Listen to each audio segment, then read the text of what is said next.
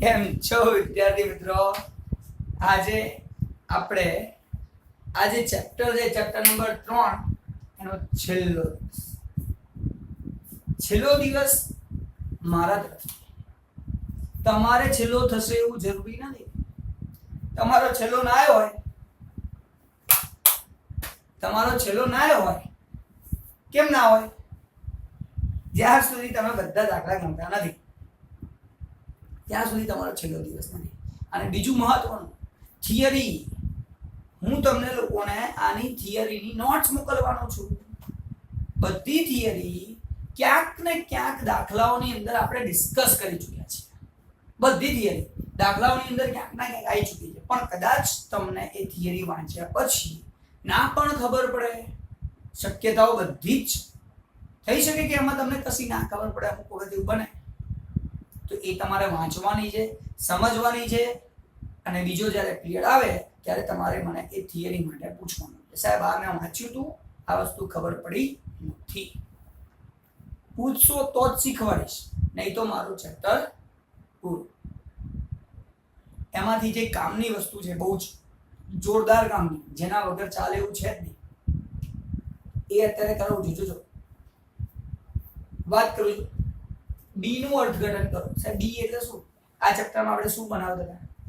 y ની x પરની રેખા, અને એ y ની x પરની રેખામાં a અને b ની કિંમત શોધતા હતા. તો b નું મહત્વ બહુ જ છે. b વગર આપણને a ના મળે, અને a અને b બંને વગર રેખા ના મળે. તો b નું અર્થઘટન કરવા માટે એમણે અહીંયા જે વાત આપી છે એ આપણે અહીંયા જોઈએ. સમજો, તમને 1 માર્કનો પ્રશ્ન પૂછાય છે કે b નું અર્થઘટન કરો, તો અર્થઘટન કરતી વખતે શું ધ્યાન રાખશો? x ના, b નું અર્થઘટન એટલે શું? x ના એક એકમમાં ફેરફાર થવાથી, આપણે y ની x પરની રેખા બનાવીએ ને, y બરાબર 1 + bxn, તો x ના એક એકમમાં ફેરફાર થવાથી y ના એકમમાં થતો ફેરફાર એટલે b. એટલે x માં એક એકમમાં ફેરફાર થાય તો y માં b એકમનો ફેરફાર થાય. વધે ઘટે પછીની વાત આવે, પણ x નો એક એકમનો ફેરફાર y નો b એકમમાં ફેરફાર થાય. x માં એક એકમ વધે તો ધારો કે b બરાબર 0.5 હોય તો y માં 0.5 વધે અથવા ઘટે, પરિસ્થિતિ ઉપર આધાર રાખે છે, જે આપણે નીચે આગળ વાત કરવાના છીએ. પણ b નું અર્થઘટન એટલે શું? x માં થતો એક એકમનો ફેરફાર, જેના કારણે y માં કેટલો ફેરફાર, એટલે b. આ આપણને આટલી ખબર પડે. હવે એને ડિટેલમાં આગળ જોઈએ. શું આપ્યું છે? જો b ની કિંમત એ 0 કરતા વધારે હોય, સાહેબ 0 કરતા વધારે એટલે પ્લસ હોય, પોઝિટિવ હોય, ધન સંખ્યા હોય, તો b ની કિંમત જો ધન સંખ્યા હોય તો શું થાય? x માં વધારો થાય, એક એકમનો. x માં એક એકમનો વધારો થાય તો y માં પણ વધારો થાય, પણ કેટલા એકમનો? b એકમનો વધારો થાય. આ એવું દર્શાવે છે કે b એ જો ધન સંખ્યા હોય તો x વધે તો y પણ વધે, x વધે તો y પણ વધે, પણ x એક વધે તો y b એકમ વધે. આવું કહેવા માંગે,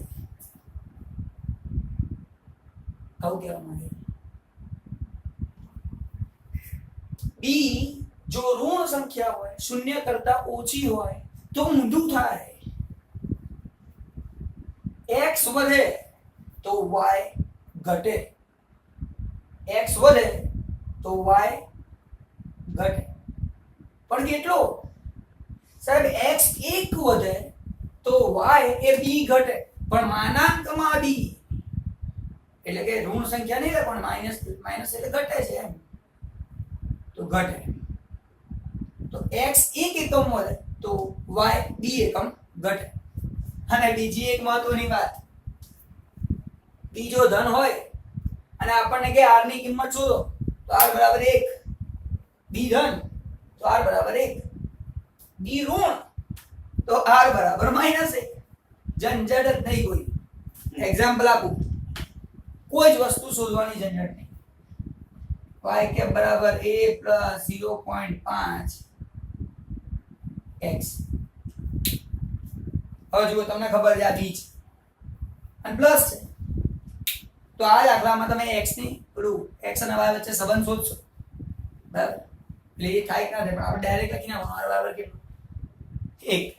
વિચારવાનું નહીં, લખી જ નાખવાનું, કોઈ જ ઝંઝટ નહીં, કોઈ જ ઝંઝટ.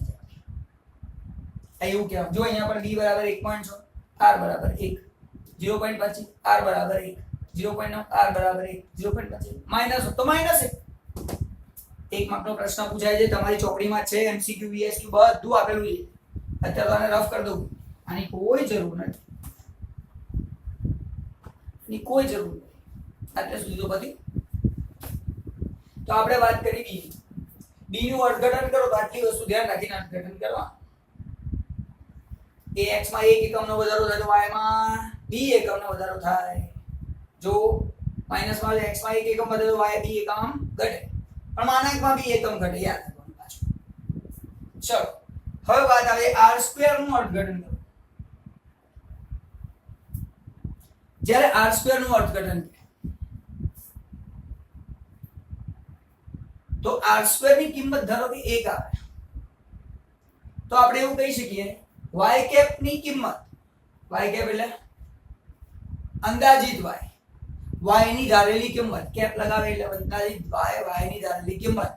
તો ધારણા y ની ધારેલી કિંમત 100% વિશ્વસનીય છે જો r² બરાબર 1 હોય, તો y ની ધારેલી કિંમત 100% વિશ્વસનીય છે તેમ કહેવાય. હજી આગળ જઈએ, કારણ કે આ r² શોધીએ છે શેના માટે? વિશ્વસનીયતા તપાસવા માટે. દાખલામાં શું લખ્યું હોય તો r² શોધવાનું, વિશ્વસનીયતા ચકાસો એવું લખ્યું હોય તો જ r² કરવાનું. તો r² બરાબર 1 100% વિશ્વસનીય કહેવાય. y કેપ ની કિંમત, y ની ધારેલી કિંમત 100% વિશ્વસનીય છે. અને જો r² બરાબર 0 હોય તો સાહેબ સિમ્પલ, ધારેલી કિંમત y ની વિશ્વસનીય નથી. 1 હોય તો 100% વિશ્વસનીય, 0 હોય તો વિશ્વસનીય છે નહીં, વિશ્વાસ જ ના રખાય. 1% નહીં, 0.001% વિશ્વાસ ના રખાય, કારણ કે 0 છે. સિમ્પલ અર્થઘટન કહેવાય, કરવું પડશે એક્ઝામમાં. આગળ આવે છે r² 1 ની નજીક હોય, જો 1 નથી, 1 ની નજીક છે, થોડો વિશ્વસનીય તો છે જ. સુરેખ નિયત સંબંધ છે એમ કહેવાય, નિયત સંબંધ સુરેખ છે એવું કહેવાય. સંપૂર્ણ છે એવું ના કહેવાય, પણ સુરેખ નિયત સંબંધ છે તેમ કહેવાય. અને સેમ એનાથી બીજું સાહેબ, r² 0 ની નજીક હોય, 0 તો સહેજે ના કહેવાય, તો 0 ની નજીક હોય તો સુરેખ નિયત સંબંધ નથી. અહીંયા સુરેખ નિયત સંબંધ છે, અહીંયા સુરેખ નિયત સંબંધ નથી. તો આપણે b અને r² ની વાત શીખ્યા. આગળ જઈએ, સમજીએ વાતને. હવે વાત આવે છે b ના લક્ષણ, લાક્ષણિકતા. સાહેબ b ની લાક્ષણિકતા હોય બે આપેલી છે તમારી ચોપડીની અંદર. b ની લાક્ષણિકતાઓ લખો તો બે લાક્ષણિકતા છે. એક, નિશાની. r અને b બંનેની નિશાની હંમેશા સરખી હોય. જો r માઈનસ હોય તો b પણ માઈનસ હોય, r પ્લસ હોય તો b પણ પ્લસ હોય. એક ધન તો બીજું ધન, બીજું એક ઋણ તો બીજું પણ ઋણ. બંનેની નિશાની હંમેશા સરખી જ હોય. અને આમે દેખાય છે ને, આ b ધન હતું તો પ્લસ 1 સીધું લખી નાખ્યું, ઋણ હતું તો માઈનસ 1 સીધું લખી નાખ્યું. જો એના પરથી કીધું હોય તો હા, બાકી તો શોધવાનું આપણે જે દાખલા 2 ચેપ્ટર નંબર 2 માં શીખ્યા છે. બાકી એવું કીધું હોય કે રેખા પરથી r ની કિંમત લખો તો ભાઈ પ્લસ કે માઈનસ જ જોવાનું છે. પ્લસ હોય પ્લસ 1, માઈનસ હોય માઈનસ 1, કશું વિચારવાનું નહીં બતાવે. ચલો લક્ષણ. તો પહેલું લક્ષણ તો નિશાની સરખી હોય. કોની? r અને b ની નિશાની હંમેશા સરખી હોય. પછી વાત આવે છે b. મહત્વનું ખાસ લક્ષણ જે છે એ છે b નું લક્ષણ. મહત્વનું બીજું, ડી ઉગમ બિંદુ પરિવર્તનથી મુક્ત છે, માપ પરિવર્તનથી મુક્ત નથી, પણ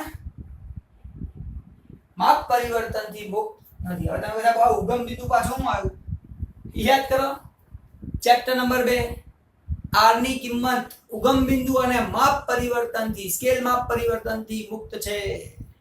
શીખવાડ્યું હતું આર બંનેથી મુક્ત છે, પણ બી ફક્ત આ પહેલાથી જ મુક્ત છે, બીજા જોડે બંધાયેલો લગન થઈ ગયા બંધાઈ છે જ નહીં, એટલે આનાથી મુક્ત નથી પણ આનાથી મુક્ત છે. તો મુક્ત ઉગમ બિંદુ સાહેબ, ઉગમ બિંદુ એટલે ધારેલી કિંમત a અને b, જે આપણે બાદબાકી કરીએ છીએ, x માંથી બાદ કરીએ છીએ, y માંથી બાદ કરીએ છીએ, એ છે ઉગમ બિંદુ પરિવર્તન. b ઉગમ બિંદુ પરિવર્તન a અને b બાદ કરવાથી મુક્ત છે. બાદબાકી કરવાથી b ના જવાબમાં કોઈ ફરક પડતો નથી, પણ સાહેબ માપ પરિવર્તનથી મુક્ત નથી. એ માપ પરિવર્તનથી મુક્ત નથી. અચ્છા, માપ પરિવર્તન એટલે કેવું પરિવર્તન? cx અને cy. જો ભાગાકાર કરો તો એ મુક્ત છે નહીં, અને આમે ભાગો તો તકલીફ જ થાય, ક્યારે મુક્ત ના રહે. cx અને cy ભાગાકાર કરવાથી એ મુક્ત નથી. તો b બાદબાકી કરવાથી મુક્ત છે, સરવાળો કરો તો એ મુક્ત જ છે. આ ભાગાકાર કરો, ગુણાકાર કરો, મુક્ત નથી. b ની કિંમત બદલાઈ જાય, અને એટલા માટે, અને ખાસ એટલા માટે આ લક્ષણના આધારે, આ બીજા લક્ષણના આધારે આ સૂત્ર બન્યું છે. dyx બરાબર bvu ગુણ્યા cy ભાગ્યા cx. dyx બરાબર bvu ના થાય, ગુણ્યા cy ભાગ્યા cx કરવું પડે. તમે આટલા બધા દાખલા ગણ્યા, બધામાં જોયું તમે, જ્યાં જ્યાં ભાગ્યું હતું ત્યાં ત્યાં ગુણાકારમાં લખવું પડતું હતું. એનું કારણ આ જ લક્ષણ છે કે એ માપ પરિવર્તનથી મુક્ત નથી, અને માટે જ આપણે આવું સૂત્ર બન્યું છે. અને અહીંયા જે ઉદાહરણ નંબર 21 છે, આ ઉદાહરણ નંબર 21 તમારું એટલા માટે જે ફક્ત આના ઉપર આધાર રાખે. એક જે શીખવાડ્યું તો અહીંયા હમણાં લખ્યું છે, આના ઉપર આધાર રાખે. 1 માર્કનો પ્રશ્ન એક્ઝામમાં પૂછાઈ શકે છે, અને બીજો આવે તો 2 માર્કના પ્રશ્નો. MCQ માં આવે તો 1 માર્કમાં હોય છે. ના ના, પૂછી નાખે એટલે તમને દાખલો ગણવાનો હોય. ચાલો જોઈએ. તો આના આધારે આપણે આ 4 દાખલા ગણીશું. સમજો ધ્યાનથી. dyx આપેલો છે, u આપેલો છે, v આપેલો છે, dvu શોધવાનો છે. સાહેબ આ સૂત્રમાં dyx છે, dvu માટે શોધવાનો છે. આ બે અહીંથી જોઈ લેજો, જોઈએ કેટલું સાચું. આ x માંથી બાદ કર્યું એટલે આ a છે, આ y માંથી બાદ કર્યું એટલે આ b છે. સાહેબ ભાગાકારમાં c હોય, કશું નથી એટલે 1, તો આ cx છે. આ ભાગાકારમાં 1 cy છે. નીચે કશું ના હોય તો 1 તો હોય જ. સિમ્પલ. બસ બધી કિંમતો મળી ગઈ. a મળ્યા, b મળ્યા, cy, cx અને dyx છે. સૂત્રમાં મૂકો અને શોધી કાઢો ફટાફટ. કોની રાહ જુઓ? બરાબર થઈ જશે. જો ધ્યાનથી. તો dyx છે આપણું 0.85. dvu મારે શોધવાનું છે, ખબર જ નથી.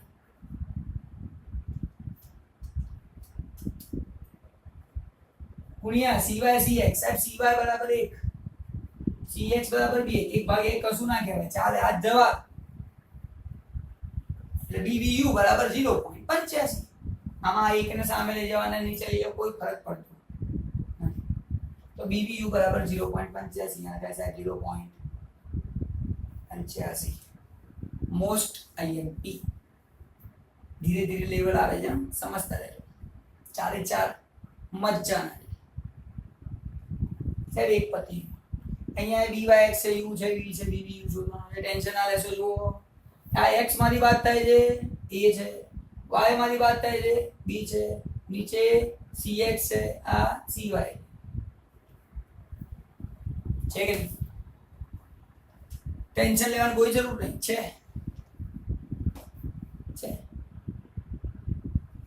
ગણીએ ફરી સૂત્ર મૂકી દઈએ સાહેબ byx આ byx ની 0.9 તો બરાબર 0.9 ગુણાકાર સોરી બરાબરની નિશાની છે ને બરાબર તો બરાબર b શોધવાનો bvu સાહેબ cy ભાગ્યા c અહીંયા cy કેટલો છે 5 cx કેટલો છે 3 આ નીચે ભાગાકારમાં છે સામે છે તો ગુણાકારમાં આ ગુણાકારમાં છે સામે આવે નીચે ભાગાકાર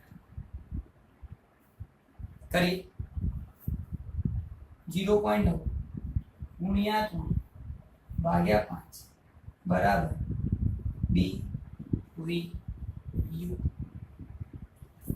હવે આ તમને કેલ્ક્યુલેટરમાં કરતા આવડે જ પણ મારી જોડે કેલ્સી નથી કે તમે બી એક્ઝામમાં ભૂલી ગયા હોત કેવી રીતે કરવાનું જોઈ લો ટેન્શન જ નથી પહેલા તો આ મીંડું હટાવવું હોય તો નીચે 10 લખવા આપણે એટલે મીંડું હટી ગયું આ થઈ ગયા 9 9 તરી 27 27 ભાગ્યા 50 થાય પણ આપણે 27 ભાગ્યા 5 કરીએ પછી મીંડું લગાવી દઈશું એટલે 27 ભાગ્યા 5 તો કેલ્ક્યુલેટર ના હોય ભૂલી જાઓ તો આમ કરવાનું 27 ભાગ્યા 5 પાયો 25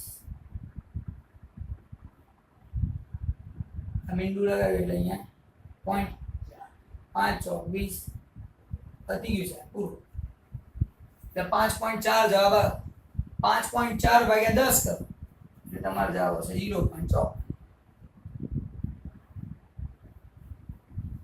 સાહેબ bvu બરાબર 0.54 કેલ્ક્યુલેટર ના હોય તો આવું કરવું પડશે ઓપ્શન નથી bvu બરાબર 0.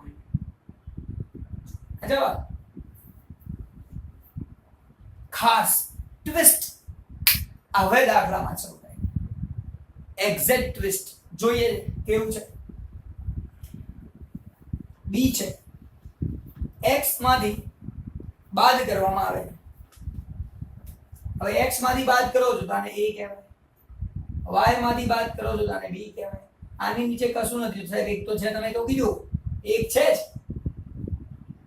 અને cx કહેવાય આની નીચે આ છે cy કહેવાય હવે ખાસ જે ધ્યાન રાખવાનું છે cx બરાબર 1 નથી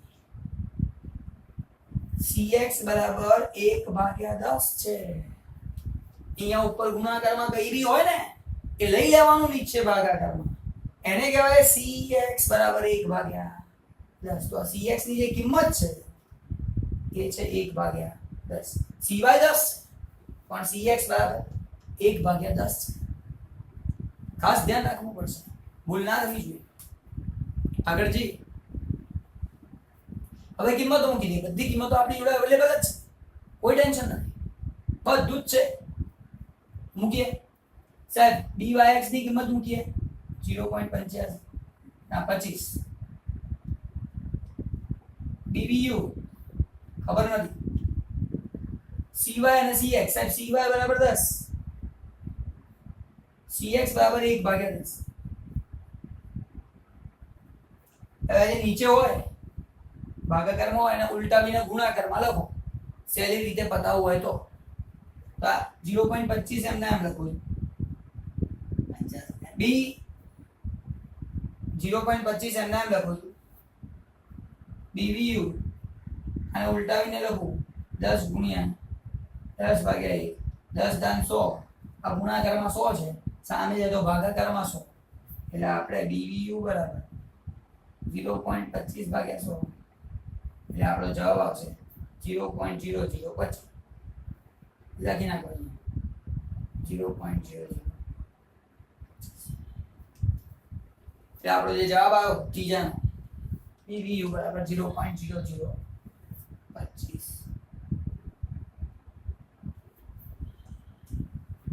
એટલે આ થઈ ગયો આપણો ત્રીજો કમ્પ્લીટ છે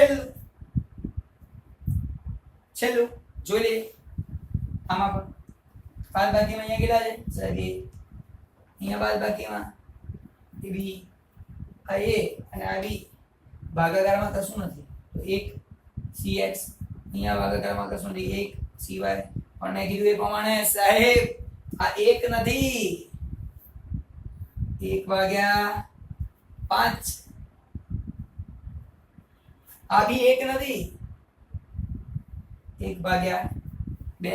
જે ઉપર ગુણાકારમાં આપી જાય નીચે લઈ લો, આ 2 નીચે આવે એટલે 1/2 CY, 1/5 CX. તો આ તો છે જ. હવે આના આધારે દાખલો ગણી સમજ. b/x ની કિંમત કેટલી છે? તો b/x 1.6 લખો, 1.6 બરાબર. dvu કેટલા? સાહેબ dvu તો શોધવાનો cy અને cx. સાહેબ cy એટલે 1/2, cx એટલે 1/5.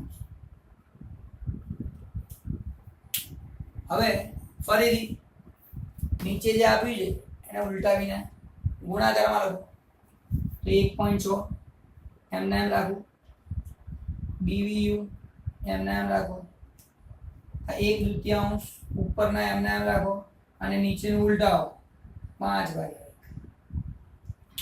એટલે કામ શરૂ થઈ જાય, ગણતરી શરૂ થઈ જાય, કોઈ ટેન્શન રહે નહીં. અચ્છા 5 ગુણાકારમાં છે, સામે જાય તો ભાગાકારમાં, 2 ભાગાકારમાં છે, સામે જાય તો ગુણાકારમાં. ગણતરી કરી નાખીએ એટલે આપણને dvu મળી જાય. dvu બરાબર 1.6 ગુણ્યા આ 2 સામે ગુણાકાર અને 5 સામે ભાગાકાર એટલે 1.6 ગુણ્યા 2/5 એટલે આનો જવાબ લઈ. હવે સાહેબ આ 1.6 છે, આ મીંડું હટાવવું હોય તો નીચે 10 લખાય. હવે 16 × 32 32/5 કલા કરી નાખીએ, અહીંયા સાઈડમાં લઈ જઈએ.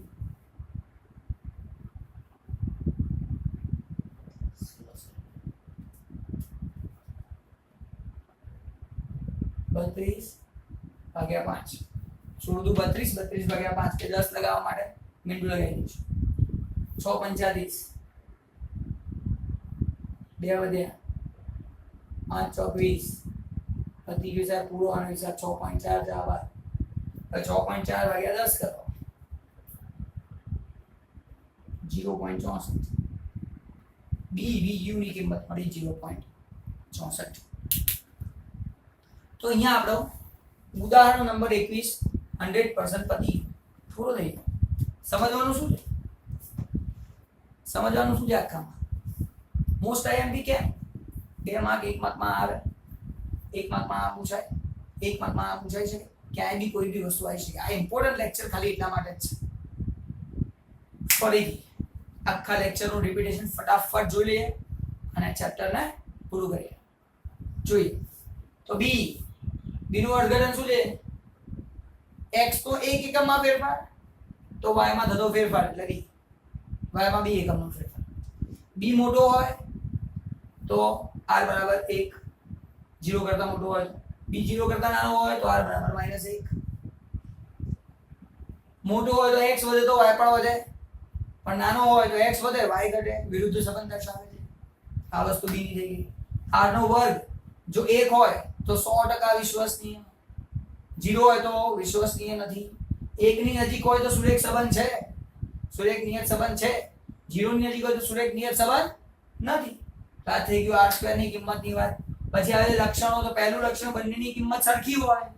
r ની કિંમત અને b ની કિંમત હંમેશા સરખી હોય. સોરી, નિશાની સરખી હોય. કિંમત તો જુદી જુદી હોય, નિશાની સરખી હોય. b એ ઉગમ બિંદુથી મુક્ત છે પણ માપ પરિવર્તનથી મુક્ત નથી, અને એટલા માટે આ સૂત્ર બન્યું. સૂત્ર બન્યું તો સૂત્રના આધારે આટલા દાખલા ગણાયા. આ દાખલામાં ધ્યાન રાખવાનું ક્યાં હતું? જ્યાં પણ નીચે કઈ નથી તો 1 લઈએ, અને ગુણાકારમાં કોઈ રકમ છે તો 1/a ગુણાકારની રકમ લેવાની. આ ખાસ ધ્યાન રાખવાનું. સ્ટુડન્ટ આમાં ભૂલ કરો છો. 1/10 અહીંયા તો 10 જ છે તો વાંધો નથી. અહીંયા 1/5, અહીંયા 1/2 એ આપણો cx cy કહેવાય. એ ભૂલ કરવાની નથી, બાકી કોઈ ટેન્શન નથી. તો અહીંયા આપણો લેક્ચર એ પતે છે ને આપણું ચેપ્ટર પૂરું થાય. નેક્સ્ટ ટાઈમ આપણે મળીશું નવા ટોપિક સાથે, નવા ચેપ્ટર સાથે. અને એ જે ચેપ્ટર છે એ ચેપ્ટર નંબર 4 આખે આખું એ ચેપ્ટર નંબર 3 ઉપર આધારિત છે. જો ચેપ્ટર નંબર 3 આવડી ગયું ને, જો ચેપ્ટર નંબર 3 આવડી ગયું એટલે સમજી લેજો. ચેપ્ટર નંબર 4 તો ફટાફટ કરશો. એટલે ચેપ્ટર નંબર 4 શરૂ થાય એની પહેલા ચોપડીના બધા દાખલાઓ તમને ગણવાના છે. દાખલાઓ, ઉદાહરણ, એક એક થિયરી બધું ગણી નાખો. નેક્સ્ટ લેક્ચર આવે એની પહેલા તમે ડિફિકલ્ટી પૂછો. બસ મળીએ છે નેક્સ્ટ લેક્ચરમાં નવા ચેપ્ટર સાથે. એની પહેલા ડિફિકલ્ટી હોય તો પૂછી લેજો. Bye, thank you.